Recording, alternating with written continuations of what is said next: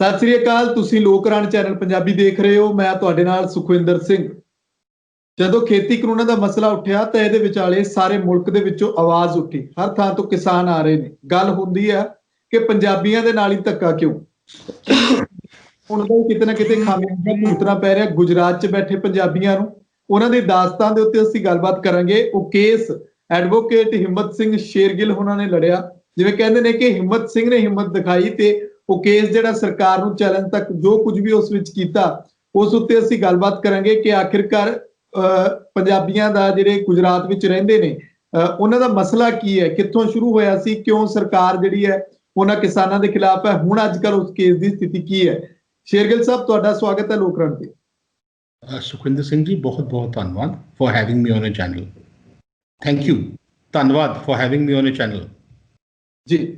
ਹਿੰਮਤ ਸਿੰਘ ਜੀ, ਇਹ ਦੱਸੋ ਕਿ ਗੁਜਰਾਤ ਦੇ ਕਿਸਾਨਾਂ ਦਾ ਮਸਲਾ ਕੀ ਹੈ। ਪੰਜਾਬੀਆਂ ਦੇ ਕਿਸਾਨਾਂ ਦਾ ਜਿਹੜਾ ਤੁਹਾਡੇ ਕੋਲ ਕੇਸ ਆਇਆ ਸੀ ਉਹਦੇ ਉੱਤੇ ਵੀ ਆਪਾਂ ਗੱਲਬਾਤ ਕਰਾਂਗੇ ਕਿ ਕਿਵੇਂ ਕੇਸ ਆਇਆ। ਪਹਿਲਾਂ ਮਸਲਾ ਸਮਝਾ ਦਿਓ। ਦੇਖੋ ਸੁਖਵਿੰਦਰ ਸਿੰਘ ਜੀ, ਇਸ ਤਰ੍ਹਾਂ ਹੈ ਕਿ ਗੁਜਰਾਤ ਦੇ ਵਿੱਚ 1965 ਦੇ ਵਿੱਚ ਉੱਥੋਂ ਦੇ ਇੱਕ ਮੁੱਖ ਮੰਤਰੀ ਸਨ ਜਿਨ੍ਹਾਂ ਦਾ ਨਾਮ ਸੀ ਬਲਵੰਤ ਰਾਏ ਮਹਿਤਾ।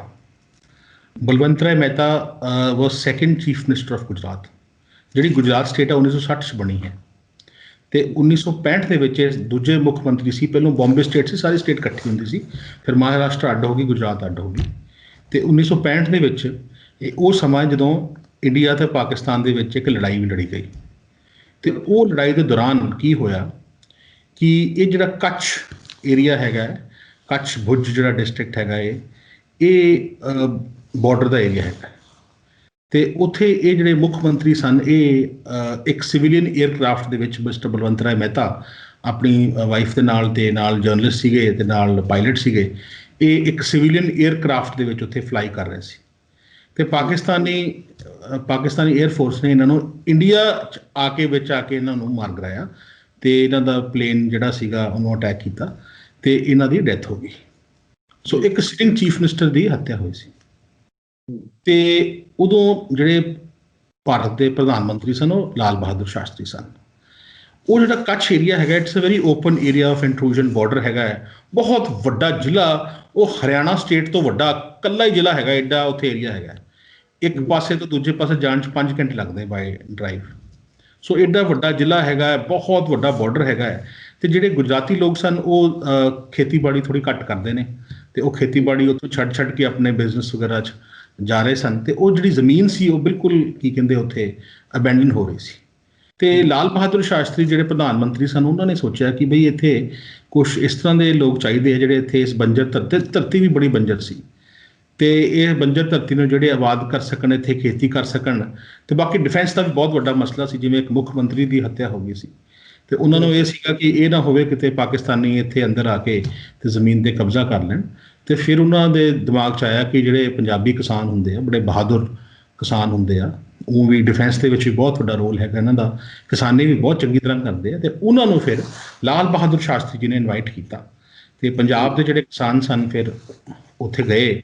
ਉਹਨਾਂ ਨੇ ਇੱਥੋਂ ਆਪਣੀਆਂ ਕੁਛ ਨੇ ਜ਼ਮੀਨਾਂ ਵੇਚੀਆਂ, ਕੋਈ ਪੈਸੇ ਹੋਰ ਇਕੱਠੇ ਕੀਤੇ, ਉੱਥੇ ਜਾ ਕੇ ਜ਼ਮੀਨਾਂ ਉਹਨਾਂ ਨੇ ਖਰੀਦ ਲਈਆਂ, ਸਸਤੀਆਂ ਜ਼ਮੀਨਾਂ ਖਰੀਦੀਆਂ ਕਿਉਂਕਿ ਬੰਜਰ ਪਈਆਂ ਸੀਗੀਆਂ, ਉਹਨਾਂ ਦੇ ਨਾਂ 'ਤੇ ਰਜਿਸਟਰੀਆਂ ਹੈਗੀਆਂ। ਸੋ ਉਹਨਾਂ ਬੰਜਰ ਧਰਤੀਆਂ ਨੂੰ ਬੜੀ ਮਿਹਨਤ ਕਰਕੇ, ਤੁਹਾਨੂੰ ਪਤਾ ਹੀ ਆ ਪੰਜਾਬੀ ਲੋਕ ਜਿੱਥੇ ਵੀ ਜਾਂਦੇ, ਭਾਵੇਂ ਉੱਧਰ ਉੱਤਰਾਖੰਡ ਵੱਲ ਗਏ, ਬਾਜਪੁਰ ਕਾਸ਼ੀਪੁਰ ਵੱਲ ਗਏ, ਜਿੱਥੇ ਵੀ ਗਏ, ਉੱਥੇ ਜਾ ਕੇ ਬੰਜਰ ਧਰਤੀਆਂ ਨੂੰ ਇਹਨਾਂ ਨੇ ਆਪਣੀ ਮਿਹਨਤ ਦੇ ਨਾਲ, ਬਹੁਤ ਤੁਹਾਨੂੰ ਪਤਾ ਹੀ ਆ ਕਿ ਕਿਵੇਂ ਔਖਾ ਹੁੰਦਾ ਹੈ ਇਹਨਾਂ ਵਿਪਰੀਤ ਪਰਿਸਥਿਤੀਆਂ 'ਚ ਕੰਮ ਕਰਨਾ। ਹਾਂ, ਸੱਪਾਂ ਦੀਆਂ ਸਿਰੀਆਂ ਮੇਦ ਕੇ ਅਤੇ ਕਿੰਨਾ ਇਹਨਾਂ ਦੀਆਂ ਜਿਹੜੀਆਂ ਲੇਡੀਜ਼ ਹੁੰਦੀਆਂ ਸੀਗੀਆਂ, ਉਹ ਕਈ ਕਿਲੋਮੀਟਰ ਆਪਣੇ ਸਿਰ 'ਤੇ ਪਾਣੀ ਚੁੱਕ ਕੇ ਜਾਣਾ ਪੈਂਦਾ ਸੀ। ਬੜਾ ਮਤਲਬ ਔਖਾ ਸਮਾਂ ਸੀਗਾ। ਅਤੇ ਇਸ ਬੰਜਰ ਧਰਤੀ ਨੂੰ ਹੌਲੀ ਹੌਲੀ ਓਵਰ ਦ ਈਅਰਸ ਇਹਨੂੰ ਬੜਾ ਫਰਟਾਈਲ ਬਣਾ ਲਿਆ ਅਤੇ ਇਹ ਬੰਜਰ ਧਰਤੀ ਜਿਹੜੀ ਸੀ ਆਬਾਦ ਹੋ ਗਈ। ਹਿੰਮਤ ਸਿੰਘ ਜੀ, ਇਹ ਦੱਸਿਓ ਕਿ ਗੱਲ ਤੁਹਾਡੀ ਜਾਰੀ ਆ, ਕਿੰਨੀ ਕੁ ਜ਼ਮੀਨ ਸੀਗੀ ਜਿਹੜੀ ਉਹ ਕਿਸਾਨਾਂ ਦੇ ਹਿੱਸੇ ਆਈ ਉੱਥੇ? ਦੇਖੋ, ਓਵਰ ਦ ਈਅਰਸ ਕੋਈ 1 ਲੱਖ ਏਕੜ ਤੋਂ ਜ਼ਿਆਦਾ ਜ਼ਮੀਨ ਹੈਗੀ ਉੱਥੇ, ਅਤੇ ਕੋਈ ਹਜ਼ਾਰਾਂ ਪਰਿਵਾਰ ਬੈਠੇ ਉੱਥੇ, ਪੰਜਾਬੀ ਪਰਿਵਾਰ, ਅਤੇ 1 ਲੱਖ ਏਕੜ ਤੋਂ ਵੀ ਵੱਧ ਜ਼ਮੀਨ ਹੈਗੀ ਆ। ਅਤੇ ਉਹ ਸਾਰੀ ਨੂੰ ਇਹਨਾਂ ਨੇ ਫਰਟਾਈਲ ਕੀਤਾ, ਆਬਾਦ ਕੀਤਾ। ਬਾਅਦ ਦੇ ਵਿੱਚ ਜਦੋਂ ਮਿਸਟਰ ਮੋਦੀ ਪ੍ਰਾਈਮ ਮਿਨਿਸਟਰ ਬਣੇ, ਚੀਫ ਮਿਨਿਸਟਰ ਬਣੇ, ਪਹਿਲੋਂ ਇਹ ਪ੍ਰਾਈਮ ਮਿਨਿਸਟਰ ਬਣਨ ਤੋਂ ਬਾਅਦ ਜਿਵੇਂ ਆਪਾਂ ਨੂੰ ਪਤਾ ਹੈ ਕਿ ਇਹ 12-13 ਸਾਲ ਗੁਜਰਾਤ ਦੇ ਮੁੱਖ ਮੰਤਰੀ ਰਹੇ ਨੇ, ਅਤੇ ਜਦੋਂ ਇਹ ਫਿਰ ਗੁਜਰਾਤ ਦੇ ਚੀਫ ਮਿਨਿਸਟਰ ਬਣੇ, ਮੁੱਖ ਮੰਤਰੀ ਬਣੇ, ਤੇ ਇਹਨਾਂ ਦੀ ਸਰਕਾਰ ਨੇ ਫਿਰ ਇਹ ਕਿਹਾ। ਅੱਛਾ, ਇੱਕ ਹੋਰ ਬੈਕਗਰਾਉਂਡ ਇੱਥੇ ਨਾ, ਇੱਕ ਪੁਰਾਣਾ ਕਾਨੂੰਨ ਸੀਗਾ ਗੁਜਰਾਤ ਦਾ ਜਿਹੜਾ 1958 ਦਾ ਚੱਲਿਆ ਆ ਰਿਹਾ ਸੀ ਕਿ ਸਿਰਫ ਕਿਸਾਨ ਹੀ ਜ਼ਮੀਨ ਲੈ ਸਕਦੇ ਆ। ਕਿਤੇ ਇਹ ਨਹੀਂ ਲਿਖਿਆ ਸੀਗਾ ਕਿ ਸਿਰਫ ਗੁਜਰਾਤੀ ਕਿਸਾਨ ਹੀ ਲੈ ਸਕਦੇ ਆ, ਪਰ ਮੋਦੀ ਸਰਕਾਰ ਨੇ ਜਿਹੜਾ ਵਰਡ ਹੈ ਵੀ ਨਹੀਂ ਸੀਗਾ ਉਹਨੂੰ ਇੰਟਰਪ੍ਰੇਟ ਕੀਤਾ ਕਿ ਕਿਸਾਨ ਮੀਨਸ ਗੁਜਰਾਤੀ ਕਿਸਾਨ। ਹਾਲਾਂਕਿ ਵਰਡ ਗੁਜਰਾਤੀ ਕਿਤੇ ਨਹੀਂ ਸੀ, ਕਿਸਾਨ ਕਿਤੋਂ ਦਾ ਵੀ ਹੋ ਸਕਦਾ ਹੈ। ਕਿਸਾਨ ਪੰਜਾਬ ਦਾ ਹੋ ਸਕਦਾ, ਕਿਸਾਨ ਤਾਮਿਲਨਾਡੂ ਦਾ ਹੋ ਸਕਦਾ, ਕਿਸਾਨ ਵੈਸਟ ਬੰਗਾਲ ਦਾ ਹੋ ਸਕਦਾ, ਕਿਸਾਨ ਅਸਾਮ ਦਾ ਹੋ ਸਕਦਾ ਹੈ। ਸੋ ਇਹਨਾਂ ਕਿਸਾਨਾਂ ਨੇ ਜ਼ਮੀਨ ਐਜ਼ ਕਿਸਾਨ ਲਈ ਸੀ ਉੱਥੇ, ਤੇ ਬਿਲਕੁਲ ਜੈਨੂਅਨ ਪੰਜਾਬ ਦੇ ਕਿਸਾਨ ਸਨ ਜਿਹੜੇ ਪੰਜਾਬ 'ਚ ਹੀ ਕਿਸਾਨੀ ਕਰਦੇ ਆਏ ਸੀ, ਆਇਡੈਂਟੀਫਾਈਡ, ਰੈਕਗਨਾਈਜ਼ਡ, ਸਰਟੀਫਾਈਡ ਕਿਸਾਨ ਸਨ। ਤੇ ਜੀ ਦੱਸਿਓ ਵੀ ਜਿਹੜਾ ਗੁਜਰਾਤੀ ਸ਼ਬਦ ਹੈ ਇਹਨਾਂ ਨੇ ਉਹਦੇ ਵਿੱਚ ਜੋੜ ਦਿੱਤਾ, ਕਾਨੂੰਨ ਦੇ ਵਿੱਚ ਜੋੜਤਾ ਸੀ ਇਹਨਾਂ ਨੇ? ਨਹੀਂ ਜੋੜਿਆ, ਇਹੀ ਤਾਂ ਗੱਲ ਹੈਗੀ ਆ, ਵਰਡ ਹੀ ਨਹੀਂ ਜੋੜਿਆ, ਪਰ ਉਹਦੀ ਇੰਟਰਪ੍ਰੀਟੇਸ਼ਨ ਕਰਨ ਲੱਗ ਗਏ। ਕਿਉਂਕਿ ਕਾਨੂੰਨ ਜਦੋਂ ਤੁਸੀਂ ਇੰਟਰਪ੍ਰੀਟ ਕਰਦੇ ਹੋ ਨਾ, ਮੈਂ ਤੁਹਾਨੂੰ ਉਹੀ ਤਾਂ ਕਹਿ ਰਿਹਾ ਕਿ ਜੇ ਤਾਂ ਜੋੜ ਕੇ ਤੁਸੀਂ ਕਾਨੂੰਨ ਬਣਾਓ ਤਾਂ ਹੋਰ ਗੱਲ ਆ। ਕਾਨੂੰਨ ਹੀ ਨਹੀਂ ਬਣਿਆ, ਨਾ ਕਾਨੂੰਨ ਸੀਗਾ, ਬਸ ਕਹਿਣ ਲੱਗ ਗਏ ਜੀ ਕਿਸਾਨ ਦਾ ਮਤਲਬ ਹੈ ਗੁਜਰਾਤੀ ਕਿਸਾਨ, ਔਰ ਇਸ ਕਰਕੇ ਕੀ ਕਹਿੰਦੇ ਆ ਤੁਸੀਂ। ਸੋ ਤਾਂ ਹੀ ਕਰਕੇ ਉਹ ਜਿਹੜਾ ਕੇਸ ਆ ਸਾਡੇ ਹੱਕ 'ਚ ਫੈਸਲਾ ਹੋਇਆ, ਉਹਦਾ ਹਾਈ ਕੋਰਟ ਹੱਕ 'ਚ ਫੈਸਲਾ ਹੋਇਆ, ਫਿਰ ਇਹ ਸਰਕਾਰ ਸੁਪਰੀਮ ਕੋਰਟ ਗਈ। ਠੀਕ ਹੈ, ਸੋ ਗੱਲ ਇਹ ਆ ਕਿ ਮੇਰਾ ਕਹਿਣ ਦਾ ਭਾਵ ਆ ਕਿ ਜਿਹੜੇ ਸ਼ਬਦ ਹੈ ਵੀ ਨਹੀਂ ਸੀਗੇ ਕਾਨੂੰਨ ਦੇ ਵਿੱਚ, ਉਹ ਵੀ ਇਹ ਇੰਟਰਪ੍ਰੇਟ ਕਰਨ ਲੱਗ ਗਏ। ਜਦੋਂ ਉਹਦੀ ਇੰਟਰਪ੍ਰੀਟੇਸ਼ਨ ਹੁੰਦੀ, ਜਿਵੇਂ ਵਿਆਖਿਆ ਹੁੰਦੀ ਆ, ਉਹ ਇੰਟਰਪ੍ਰੀਟੇਸ਼ਨ ਆਫ ਲਾਅ ਦੇ ਵਿੱਚ ਇਹਨਾਂ ਨੇ ਇਹ ਕਿਹਾ ਕਿ ਕਿਸਾਨ ਮੀਨਸ ਗੁਜਰਾਤੀ ਕਿਸਾਨ, ਹਾਲਾਂਕਿ ਵਰਡ ਗੁਜਰਾਤੀ ਕਿਤੇ ਵੀ ਕਾਨੂੰਨ 'ਚ ਨਹੀਂ ਲਿਖਿਆ ਸੀ। ਤੇ ਉਹ ਫਿਰ ਅਲਟੀਮੇਟਲੀ ਫਿਰ ਗੁਜਰਾਤ ਹਾਈ ਕੋਰਟ ਨੇ ਕਿਸਾਨਾਂ ਦੇ ਹੱਕ ਦੇ ਵਿੱਚ ਫੈਸਲਾ ਕੀਤਾ। ਉਹਨਾਂ ਨੇ ਕਿਹਾ ਕਿ ਜਿਹੜਾ ਕਿਸਾਨ ਆ, ਭਾਵੇਂ ਪੰਜਾਬ ਦਾ ਹੋਵੇ, ਭਾਵੇਂ ਅਸਾਮ ਦਾ ਹੋਵੇ, ਭਾਵੇਂ ਕਿਤੋਂ ਦਾ ਵੀ ਹੋਵੇ, ਕਿਸਾਨ ਐਜ਼ ਲੌਂਗ ਐਜ਼ ਉਹ ਕਿਸਾਨ ਨੂੰ ਜ਼ਮੀਨ ਲੈ ਸਕਦਾ। ਇਹ ਸਾਰੇ ਕਿਸਾਨ ਸਨ, ਸੋ ਇਹਨਾਂ ਦੇ ਹੱਕ 'ਚ ਫੈਸਲਾ ਹੋਇਆ। ਪਰ ਜਿਹੜੀ ਮੋਦੀ ਸਰਕਾਰ ਸੀ ਉਹਨਾਂ ਨੇ ਹਾਈ ਕੋਰਟ ਦਾ ਫੈਸਲੇ ਨੂੰ ਸੁਪਰੀਮ ਕੋਰਟ ਦੇ ਵਿੱਚ ਅਪੀਲ ਕਰ ਦਿੱਤਾ, ਤੇ ਸੁਪਰੀਮ ਕੋਰਟ ਦੇ ਵਿੱਚ ਕਿਸਾਨਾਂ ਦੇ ਹੱਕ ਸਟੇ ਹੈਗੀ ਆ। 7 ਸਾਲ ਹੋ ਗਏ ਆ, ਕੇਸ ਉਹ ਚੱਲ ਰਿਹਾ। ਸੋ ਕਾਫੀ 2015 'ਚ ਇੱਕ ਵਾਰੀ ਬੜੀ ਲੰਬੀ ਬਹਿਸ ਹੋਈ ਸੀ, ਮੈਨੂੰ ਯਾਦ ਆ, ਨੀਅਰਲੀ ਸਾਰਾ ਦਿਨ ਬਹਿਸ ਹੋਈ ਸੀ, ਪਰ ਉਸ ਤੋਂ ਬਾਅਦ ਫਿਰ ਤਰੀਕਾਂ ਪੈ ਗਈਆਂ। ਪਰ ਇਹ ਹੈ ਕਿ ਤੁਹਾਨੂੰ ਪਤਾ ਹੀ ਹੈ ਕਿ ਸੁਪਰੀਮ ਕੋਰਟ ਦੇ ਵਿੱਚ ਟਾਈਮ ਲੱਗਦਾ ਹੁੰਦਾ, ਬਟ ਡੈਫੀਨੇਟਲੀ ਇਹ ਜਿਹੜਾ ਕੇਸ ਹੈ ਇਹ ਗੁਜਰਾਤ ਸਰਕਾਰ ਜਿੱਤ ਨਹੀਂ ਸਕਦੀ। ਜੀ ਬਿਲਕੁਲ ਹਿੰਮਤ ਸਿੰਘ ਜੀ, ਇਹ ਅਸੀਂ ਡੈਫੀਨੇਟਲੀ ਕੇਸ ਜਿੱਤਾਂਗੇ, ਕਿਉਂਕਿ ਬਹੁਤ ਇਹ ਸਪਸ਼ਟ ਆ ਕਿ ਵਰਡ ਜਿਹੜਾ ਹੈ ਵੀ ਨਹੀਂ, ਇਹ ਉਹਨੂੰ ਪੜ੍ਹ ਰਹੇ ਨੇ। ਸੋ ਉੱਥੇ ਬਿਲਕੁਲ ਕੀ ਕਹਿੰਦੇ ਲੀਗਲੀ ਇਹ ਜਿਹੜੀ ਸਰਕਾਰ ਹੈਗੀ ਆ, ਗੁਜਰਾਤ ਸਰਕਾਰ ਹੈਗੀ ਆ, ਉਹ ਇੱਕ ਬੈਕਫੁੱਟ ਤੇ ਹੈਗੀ ਉਸ ਕੇਸ ਦੇ ਵਿੱਚ। ਜੀ ਬਿਲਕੁਲ। ਹਿੰਮਤ ਸਿੰਘ ਜੀ, ਇਹ ਕੇਸ ਤੁਹਾਡੇ ਕੋਲੇ ਕਿਸ ਤਰੀਕੇ ਦੇ ਨਾਲ ਪਹੁੰਚਿਆ? ਕਿਵੇਂ ਪੰਜਾਬੀ ਕਿਸਾਨਾਂ ਨੇ ਇੱਥੇ ਆ ਕੇ ਤੁਹਾਡੇ ਕੋਲ ਪਹੁੰਚ ਕੀਤੀ? ਮਸਲਾ ਗੁਜਰਾਤ ਦਾ ਆ ਕੇ ਪੰਜਾਬ ਦੇ ਵਿੱਚ ਤੁਹਾਡੇ ਤੱਕ, ਉਹ ਵੀ ਇੰਨੀ ਦੂਰ ਤੱਕ, ਅਨੰਦਪੁਰ ਸਾਹਿਬ ਤੱਕ, ਜਿੱਥੇ ਤੱਕ ਵੀ ਪਹੁੰਚੇ ਤੁਹਾਡੇ ਕੋਲ?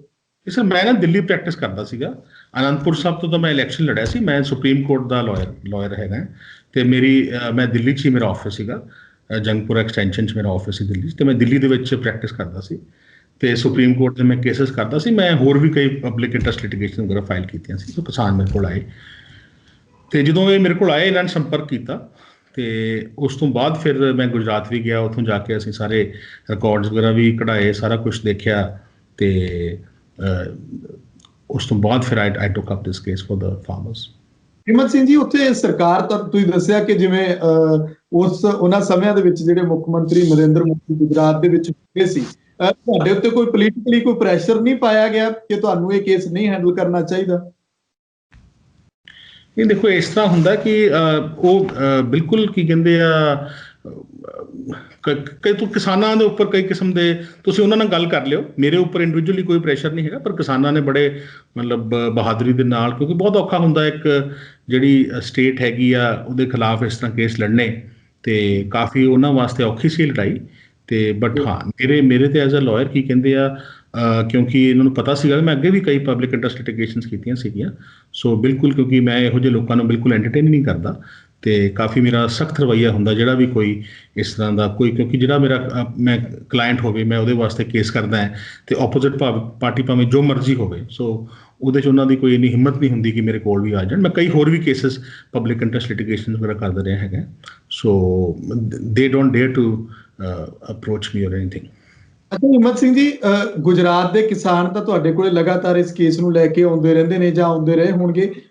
ਉਹਨਾਂ ਦੇ ਵਿੱਚੋਂ ਕਿਸਾਨਾਂ ਨੇ ਕੋਈ ਦੱਸਿਆ ਕਿ ਕਿਸ ਤਰੀਕੇ ਦੀ ਉਹਨਾਂ ਨੂੰ ਸਰਕਾਰੀ ਦਰਬਾਰੇ ਉੱਥੇ ਕਿੱਥੇ ਦਿੱਕਤ ਆਉਂਦੀ ਹੈ? ਜਿਵੇਂ ਖਬਰਾਂ ਦੇ ਵਿੱਚ ਚਰਚਾ ਹੈ, ਉਹ ਕਹਿੰਦੇ ਕਿ ਸਾਨੂੰ ਤਾਂ ਪੰਜਾਬੀ ਹੋਣ ਦਾ ਹੀ ਕਿਤੇ ਨਾ ਕਿਤੇ ਉੱਥੇ ਨੁਕਸਾਨ ਝੱਲਣਾ ਪੈ ਰਿਹਾ, ਸਾਨੂੰ ਪੰਜਾਬੀ ਹੋਣ ਕਰਕੇ ਹੀ ਸਾਡੇ ਨਾਲ ਧੱਕਾ ਹੁੰਦਾ ਗੁਜਰਾਤ। ਦੇਖੋ ਇਸ ਤਰ੍ਹਾਂ ਸੁਖਵਿੰਦਰ ਸਿੰਘ ਜੀ, ਮੈਂ ਤੁਹਾਨੂੰ ਨਾ ਕਿਸਾਨਾਂ ਦਾ ਫੋਨ ਨੰਬਰ ਵੀ ਤੁਹਾਨੂੰ ਮੈਂ ਦੇ ਦੂੰਗਾ, ਤੁਸੀਂ ਉਹਨਾਂ ਨਾਲ ਗੱਲ ਕਰਿਓ, ਕਿਉਂਕਿ ਉਹ ਆਪਣਾ ਜਿਹੜਾ ਆਪ ਬੀਤੀ ਆਪ ਦੱਸਣ, ਠੀਕ ਹੈ। ਪਰ ਡੈਫੀਨੇਟਲੀ ਔਖਾ ਹੀ ਹੁੰਦਾ, ਤੁਹਾਨੂੰ ਪਤਾ ਹੀ ਆ ਕਿ ਕਿਵੇਂ ਉੱਥੇ ਰਹਿ ਕੇ ਸਾਰਾ ਕੁਝ ਕਰਨਾ ਹੈਗਾ। ਮੈਂ ਤੁਹਾਨੂੰ ਲੀਗਲ ਐਸਪੈਕਟਸ ਦੱਸ ਸਕਦਾ, ਤੇ ਬਾਕੀ ਕੀ ਕਹਿੰਦੇ ਆ ਜਿਹੜਾ ਵੀ ਉਹਨਾਂ ਤੇ ਕਿਹਨਾਂ ਹਾਲਾਤਾਂ ਦੇ ਵਿੱਚ ਉਹਨਾਂ ਨੇ ਕੇਸ ਲੜੇ, ਕੇਸ ਲੈ ਕੇ ਆਏ ਮੇਰੇ ਕੋਲ, ਕੀ ਸਾਰਾ ਕੁਝ ਹੋਇਆ, ਮੈਂ ਵੀ ਬਿਨਾਂ ਉਹਨਾਂ ਦੀ ਜਿਹੜੀ ਮਾਲੀ ਹਾਲਤ ਦੇਖ ਕੇ ਤੇ ਮੈਂ ਬਿਨਾਂ ਕੋਈ ਫੀਸ ਚਾਰਜ ਕੀਤੇ ਉਹਨਾਂ ਦਾ ਕੇਸ ਕੀਤਾ ਸੀਗਾ। ਸੋ ਉਹ ਜਿਹੜੀਆਂ ਗੱਲਾਂ ਹੈਗੀਆਂ ਸਾਰੇ ਤੁਹਾਨੂੰ ਕਿਸਾਨ ਦੱਸਣਗੇ, ਕਿਉਂਕਿ ਉਹਨਾਂ ਦੀ ਕਹਾਣੀ ਹੈਗੀ ਆ, ਉਹ ਉਹਨਾਂ ਦੇ ਨਾਲ ਜੋ ਹੋਇਆ। ਬਟ ਡੈਫੀਨੇਟਲੀ ਤੁਹਾਨੂੰ ਪਤਾ ਹੀ ਆ ਕਿ ਔਖਾ ਹੁੰਦਾ ਹੈ ਸਰਕਾਰਾਂ ਦੇ ਖਿਲਾਫ ਲੜਨਾ, ਉਹ ਵੀ ਜਦੋਂ ਇੰਨੀ ਸਾਰੀ ਜ਼ਮੀਨ ਹੁੰਦੀ ਹੈ। ਹੁਣ ਜਿਵੇਂ ਅੱਜ ਜਿਹੜੇ ਆਪਣੇ ਕਿਸਾਨ ਉੱਥੇ ਪ੍ਰੋਟੈਸਟ ਕਰ ਰਹੇ ਨੇ, ਉਹ ਦੱਸਣਗੇ ਕਿ ਉਹਨਾਂ ਦੀ ਕੀ ਉਹ ਦਿੱਕਤਾਂ ਦਾ ਸਾਹਮਣਾ ਅਸੀਂ ਤਾਂ ਦੇਖ ਹੀ ਰਹੇ ਹਾਂ, ਸਾਨੂੰ ਤਾਂ ਸਿਰਫ ਦੇਖ ਕੇ ਉਦਾਸੀ ਹੋ ਰਹੀ ਹੈ, ਬਹੁਤ ਸਾਨੂੰ ਸੈਡਨੈਸ ਹੋ ਰਹੀ ਹੈ ਕਿ ਕਿਵੇਂ ਠੰਡ 'ਚ ਬੈਠੇ ਆ, ਪਰ ਜਿੱਥੇ ਆਪ ਬੀਤ ਰਹੀ ਹੁੰਦੀ ਹੈ ਉਹਨੂੰ ਪਤਾ ਹੁੰਦਾ। ਸੋ ਤੁਸੀਂ ਕਾਈਂਡਲੀ ਉਹ ਕਿਸਾਨ ਜਿਹੜੇ ਹੈਗੇ ਆ, ਉਹ ਤੁਸੀਂ ਉਹਨਾਂ ਨੂੰ ਸਾਰਾ ਉਹਨਾਂ ਨੂੰ ਕਿੰਨਾ ਹਾਲਾਤਾਂ ਵਿੱਚੋਂ ਉੱਥੇ ਗੁਜ਼ਰਨਾ ਪਿਆ, ਕਿੰਨੀ ਉਹਨਾਂ ਨੇ ਮਿਹਨਤ ਕੀਤੀ, ਕੀ ਉਹਨਾਂ ਨਾਲ ਹੋਇਆ। ਪਰ ਮੈਂ ਤਾਂ ਸਿਰਫ ਇੰਨਾ ਸੀਗਾ ਕਿ ਉਹਨਾਂ ਦਾ ਸਾਰਾ ਦੇਖ ਕੇ ਮੈਨੂੰ ਬਹੁਤ, ਜਿਵੇਂ ਹੁਣ ਆਪਾਂ ਨੂੰ ਜਿਹੜੇ ਕਿਸਾਨ ਸਾਡੇ ਸਿੰਘੂ ਬਾਰਡਰ 'ਤੇ ਬੈਠੇ ਆ, ਟਿਕਰੀ ਬਾਰਡਰ 'ਤੇ ਬੈਠੇ ਆ ਦਿੱਲੀ 'ਚ, ਹੋਰ ਗਾਜ਼ੀਆਬਾਦ ਉੱਥੇ ਬਾਰਡਰ 'ਚ ਬੈਠੇ, ਉਹਨੂੰ ਦੇਖ ਕੇ ਜਿਵੇਂ ਵੀ ਫੀਲ ਵੈਰੀ ਸੈਡ। ਅਤੇ ਮੈਨੂੰ ਵੀ ਸਾਰਾ ਇਹਨਾਂ ਦਾ ਦੇਖ ਕੇ ਕਿ ਸਰਾਸਰ ਇਹਨਾਂ ਦੇ ਨਾਲ ਧੱਕਾ ਹੋ ਰਿਹਾ, ਅਤੇ ਇਸੇ ਕਰਕੇ ਫਿਰ ਮੈਂ ਬਿਲਕੁਲ ਇਹਨਾਂ ਦਾ ਕੇਸ ਮੈਂ ਟੇਕ ਅਪ ਕੀਤਾ। ਜੀ ਬਿਲਕੁਲ। ਹਿੰਮਤ ਸਿੰਘ ਜੀ, ਜਿਹੜੀਆਂ ਤਰੀਕਾਂ ਪੈਂਦੀਆਂ ਨੇ, ਹੁਣ ਵੀ ਤੁਹਾਡੇ ਕੋਲ ਹੀ ਕੇਸ ਹੈ, ਤੁਸੀਂ ਹੈਂਡਲ ਕਰ ਰਹੇ ਹੋ ਸੁਪਰੀਮ ਕੋਰਟ ਦੇ ਵਿੱਚ? ਹਾਂਜੀ, ਮੈਂ ਹੀ ਹੈਂਡਲ ਕਰ ਰਿਹਾ। ਜਿਹੜੀ ਤਰੀਕ ਪੈਂਦੀ ਹੈ ਨਾ ਸੁਪਰੀਮ ਕੋਰਟ, ਤੁਹਾਨੂੰ ਪਤਾ ਹੀ ਆ, ਕਈ ਸਾਲ ਲੱਗ ਜਾਂਦੇ ਆ, 10 ਸਾਲ ਲੱਗ ਜਾਂਦੇ ਆ, 15 ਸਾਲ ਲੱਗ ਜਾਂਦੇ ਆ। ਸੋ ਹੁਣ ਪਤਾ ਨਹੀਂ ਕਦੋਂ ਇਹਦੀ ਸੁਣਵਾਈ ਹੋਊਗੀ, ਬਟ ਸਟੇ ਕਿਸਾਨਾਂ ਦੇ ਹੱਕ ਦੇ ਵਿੱਚ ਹੈਗੀ ਆ। ਸੋ ਇਸ ਕਰਕੇ ਬਿਲਕੁਲ ਉੱਥੇ ਬੈਠੇ ਨੇ, ਕਿਸਾਨੀ ਕਰ ਰਹੇ ਨੇ ਉੱਥੇ। ਸੋ ਉਹਨਾਂ ਨੂੰ ਕੋਈ ਮਤਲਬ ਬਿਲਕੁਲ ਉਹਨਾਂ ਨੂੰ ਨਹੀਂ ਸਰਕਾਰ ਉੱਥੋਂ ਹਟਾ ਸਕਦੀ, ਹਿਲਾ ਸਕਦੀ, ਜਾਂ ਉਹਨਾਂ ਨੂੰ ਬਿਲਕੁਲ ਵੀ ਤੰਗ ਪਰੇਸ਼ਾਨ ਨਹੀਂ ਕਰ ਸਕਦੀ, ਕਿਉਂਕਿ ਸੁਪਰੀਮ ਕੋਰਟ ਦੀ ਸਟੇ ਉਹਨਾਂ ਦੇ ਹੱਕ 'ਚ ਹੈਗੀ ਆ। ਸੋ ਹੁਣ ਕਦੋਂ ਫਾਈਨਲ ਫੈਸਲਾ ਹੁੰਦਾ ਹੈ ਉਹ ਤਾਂ ਸੁਪਰੀਮ ਕੋਰਟ, ਤੁਹਾਨੂੰ ਪਤਾ ਹੀ ਹੈ, ਟਾਈਮ ਲੱਗਦਾ। ਸੋ ਜਦੋਂ ਵੀ ਹੋਊ, ਮੈਨੂੰ ਪੂਰੀ ਆਸ ਆ ਕਿ ਇਹ ਕੇਸ 100% ਜਿਹੜੇ ਕਿਸਾਨ ਨੇ ਜਿੱਤਣਗੇ, ਕਿਉਂਕਿ ਬਿਲਕੁਲ ਇੱਕ ਲਾਅ ਦੀ ਜਿਹੜੀ ਇੰਟਰਪ੍ਰੀਟੇਸ਼ਨ ਹੋ ਰਹੀ ਸੀਗੀ ਗੁਜਰਾਤ ਸਰਕਾਰ ਵੱਲੋਂ, ਉਹ ਬਿਲਕੁਲ ਗਲਤ ਇੰਟਰਪ੍ਰੀਟੇਸ਼ਨ ਸੀ, ਬਿਲਕੁਲ ਇੱਕ ਰੋਂਗ ਇੰਟਰਪ੍ਰੀਟੇਸ਼ਨ। ਜਿਹੜਾ ਵਰਡ ਹੈ ਵੀ ਨਹੀਂ ਸੀਗਾ, ਉਹ ਕਹਿ ਰਹੇ ਸੀਗੇ ਕਿ ਬਈ ਇਹ ਵਰਡ ਇਸ ਤਰ੍ਹਾਂ ਹੈਗਾ, ਹੈ ਨਾ। ਅਤੇ ਜੇ ਆਪਾਂ ਕਹੀਏ ਇਹ ਆਪਾਂ ਜੇ ਘੋੜੇ ਨੂੰ ਗਧਾ ਕਹਿਣ ਲੱਗ ਜਾਈਏ ਤੇ ਉਹ ਥੋੜ੍ਹਾ ਨਹੀਂ ਗਧਾ ਬਣ ਜਾਊਗਾ। ਸੋ ਗੱਲ ਇਹ ਹੈ ਕਿ ਘੋੜਾ ਘੋੜਾ ਰਹੂਗਾ। ਸੋ ਗੱਲ ਇਹ ਹੈ ਕਿ ਬਈ ਜੋ ਕਾਨੂੰਨ 'ਚ ਲਿਖਿਆ ਸੀਗਾ ਉਹਦੇ ਅਕੋਰਡਿੰਗਲੀ ਕਿਸਾਨਾਂ ਨੇ ਜ਼ਮੀਨ ਲਈ, ਰਜਿਸਟਰੀ ਉਹਨਾਂ ਦੇ ਨਾਂ 'ਤੇ ਹੈ। ਸੋ ਬਿਲਕੁਲ ਜਿਹੜੀ ਗੁਜਰਾਤ ਸਰਕਾਰ ਹੈਗੀ ਹੈ, ਕਿਸਾਨਾਂ ਨੂੰ ਬਿਲਕੁਲ ਵੀ ਉੱਥੋਂ ਨਹੀਂ ਕੱਢ ਸਕਦੀ। ਹਾਲਾਂਕਿ ਉਹਨਾਂ ਨੇ ਜਿਹੜੀ ਆਪਣੀ ਕੋਸ਼ਿਸ਼ ਕੀਤੀ ਸੀ, ਬਟ ਕੋਰਟਸ ਬਿਲਕੁਲ, ਹਾਈ ਕੋਰਟ ਨੇ ਵੀ ਅਤੇ ਸੁਪਰੀਮ ਕੋਰਟ ਨੇ ਵੀ, ਅਤੇ ਉਹਨਾਂ ਦਾ ਹੁਣ ਤੱਕ ਬਿਲਕੁਲ ਕਿਸਾਨਾਂ ਦੇ ਹੱਕ ਦੇ ਵਿੱਚ ਫੈਸਲਾ ਦਿੱਤਾ ਹੈ। ਅਤੇ ਉਹਦੇ ਨਾਲ ਕਿਸਾਨ ਉੱਥੇ ਅੱਜ ਵੀ ਬੈਠੇ ਅਤੇ ਅੱਜ ਵੀ ਖੇਤੀ ਕਰਦੇ, ਅਤੇ ਅਲਟੀਮੇਟਲੀ ਵੀ ਇਹ ਕੇਸ ਮੈਨੂੰ ਪੂਰੀ ਉਮੀਦ ਹੈ ਕਿ ਜਿੱਤਾਂਗੇ। ਜੀ ਸ਼ੁਕਰੀਆ ਹਿੰਮਤ ਸਿੰਘ ਜੀ, ਧੰਨਵਾਦ ਸਾਨੂੰ ਸਮਾਂ ਦੇਣ ਲਈ। ਧੰਨਵਾਦ ਸੁਖਵਿੰਦਰ ਸਿੰਘ ਜੀ।